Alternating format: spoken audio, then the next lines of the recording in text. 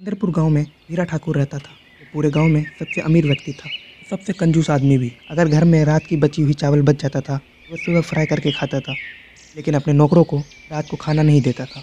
इसलिए उसके पास बहुत कम लोग ही आते थे उधार पैसे मांगने के लिए। उसी गांव में एक गरीब व्यक्ति रहता था जिसने हीरा ठाकुर से उधार लिया था। उसे चुका ना सका तो हीरा ठाकुर ने उसकी बेटी की शादी तुड़वा दी। वह अपनी बेटी की शादी को रोकने की वजह से उसके पिता का देहांत हो जाता है। लड़की भी ज़्यादा दिन तक टिक नहीं पाती और कमजोरी की वजह से उसका भी देहांत हो जाता है। सारे गांव वाले हीरा ठाकुर को बहुत नाराज़गी दिखाते हैं और उन पर गुस्सा भी करते हैं और उन्हें गांव छोड़ने के लिए मजबूर भी कर देते हैं। ज़्यादा कुछ नहीं हो पाता। समय के साथ साथ सब लोग भूल जाते हैं। 1 साल बाद हीरा ठाकुर के बेटे का जन्म होता है और वह अपने बेटे का जन्मदिन मनाते हैं। ऐसा ही समय बीत जाता है और उसका बेटा 27 साल का हो जाता है। उसका बेटा बड़ा होकर गाँव आता है और हीरा ठाकुर उसकी शादी के लिए एक लड़की ढूंढता है। वो बहुत लोगों से बातचीत करता है, लेकिन कोई भी बात अपनी बेटी हीरा ठाकुर की बेटे के साथ करवाना नहीं चाहते थे। बहुत दिन बाद एक शहर में एक लड़की मिलती है जिसका नाम सीता था। सीता का पिता नहीं था, उसकी कार एक्सीडेंट में देहांत हो जाता है। हीरा अपने बेटे के लिए सीता का प्रस्ताव रखता है शादी के लिए। सीता मोहन ठाकुर को देखकर ही शादी के लिए हाँ बोल देती है, क्योंकि सीता को मोहन ठाकुर बहुत पसंद था और मोहन ठाकुर को सीता भी। उसे कुछ समझ में नहीं आता और वह चली जाती है।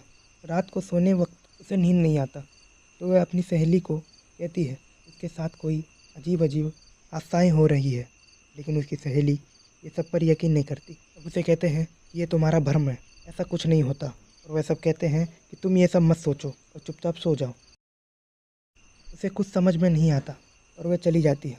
रात को सोने वक्त उसे नींद नहीं आता तो वह अपनी सहेली को कहती है उसके साथ कोई अजीब अजीब हादसाएँ हो रही है, लेकिन उसकी सहेली ये सब पर यकीन नहीं करती। अब उसे कहते हैं कि ये तुम्हारा भ्रम है, ऐसा कुछ नहीं होता। और वह सब कहते हैं कि तुम ये सब मत सोचो और चुपचाप सो जाओ। सुबह वह फिर अपने कॉलेज चली जाती है। वह आते समय 3-4 लड़कों को देखती है बातचीत करते हुए और सुनती है गर्ल हॉस्टल के जंगल के रास्ते के बारे में। किसी सुंदर लड़की को देख ले तो उसका पीछा करना लगता है। मैंने तो सुना है कि वह भी इसी कॉलेज में पढ़ता था।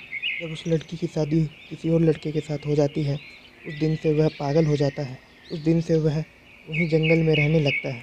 सुधा यह सब सुनकर चली जाती है।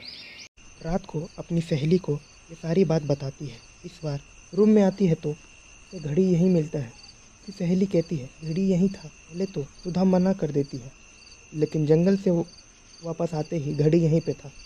समय के साथ साथ सुधा सब कुछ भूल जाती है और अपने पढ़ाई में मन लगाने लगती है। एक दिन और यश वे सब रात को घूमने का प्लान बनाते हैं, लेकिन सुधा मना कर देती है। लेकिन तब बोलते हैं कि इस बार सब उसके साथ रहेंगे और ध्यान देंगे।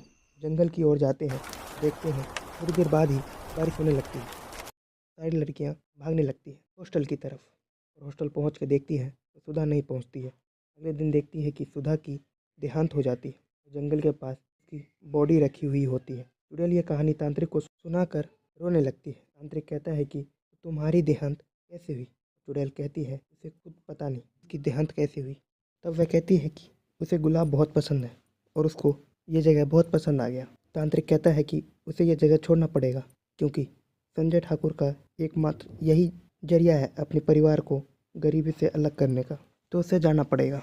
वह सब यह सब सुनकर उस जगह से चली जाती है और अपने मरने का कारण फिर से ढूंढने लगती है।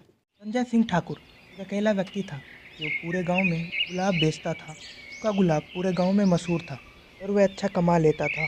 एक दिन जब संजय अपने गुलाब के खेत में जाता है तो देखता है कि एक चुड़ैल के खेत के पास थी। संजय डर के मारे वहाँ से